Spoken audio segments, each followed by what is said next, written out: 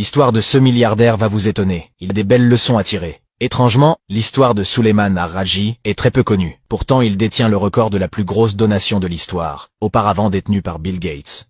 Il a fait un don de 16 milliards de dollars. La famille Al-Rajhi est considérée, par la plupart des Saoudiens, comme la famille non royale la plus riche du pays et parmi les plus grands philanthropes du monde. Vous pourriez croire que Suleyman vient d'une famille richissime, mais ce n'est pas le cas. Il est né dans la pauvreté. Il raconte qu'un jour, la direction de son école avait organisé une tournée de divertissement et a demandé à chaque élève de donner un rial, 24 centimes en euros. Il est rentré chez lui, mais ses parents n'avaient même pas un seul rial. Il a beaucoup pleuré à l'approche de la date de la tournée. Vient ensuite le résultat de ses examens trimestriels, il décroche la première place de sa classe, et un professeur palestinien lui donne un rial en récompense. Il a couru vers le responsable du programme de divertissement, et a donné son rial. Entre-temps, Suleyman a continué ses études, et travaillait en parallèle, et ça dès l'âge de 9 ans. Il transportait des bagages d'acheteurs à Riyad, à 12 ans il récoltait des dattes et dormait sur le gravier dans son lieu de travail. Il ne changeait quasiment jamais de vêtements. Il a par la suite travaillé comme cuisinier, vers l'adolescence il a travaillé comme grossiste de kérosène importé, puis comme serveur pour 60 riyals, soit 14 € de salaire par mois. Il ouvre ensuite sa propre épicerie et vers ses 15 ans, il vend sa boutique pour pouvoir payer les frais de son mariage. N'ayant plus de moyens, il part travailler pour son frère qui tenait une petite entreprise de change.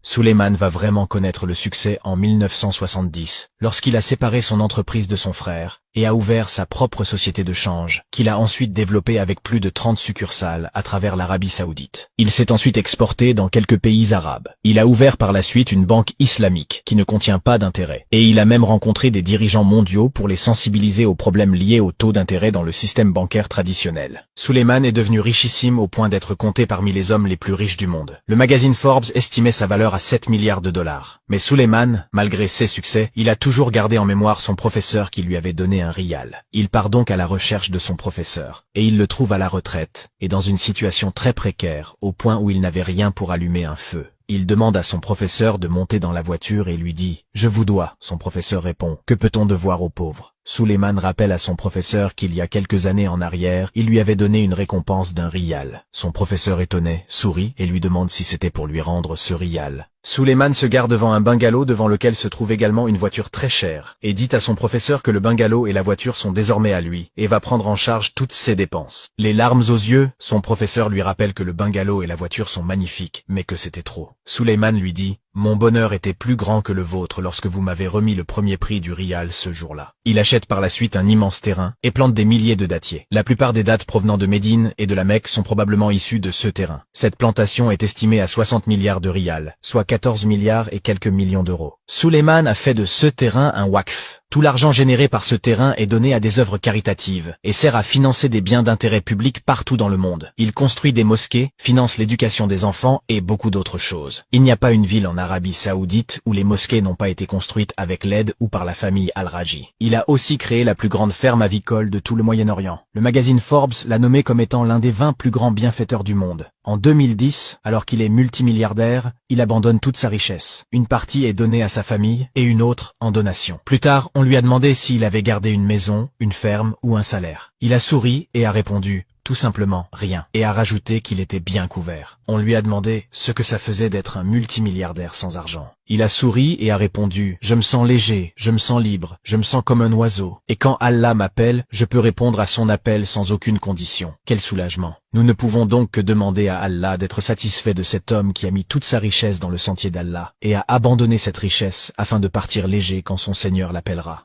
Chaque partie de cette histoire est remplie de sagesse qui mérite d'être méditée, mais cela vous incombe.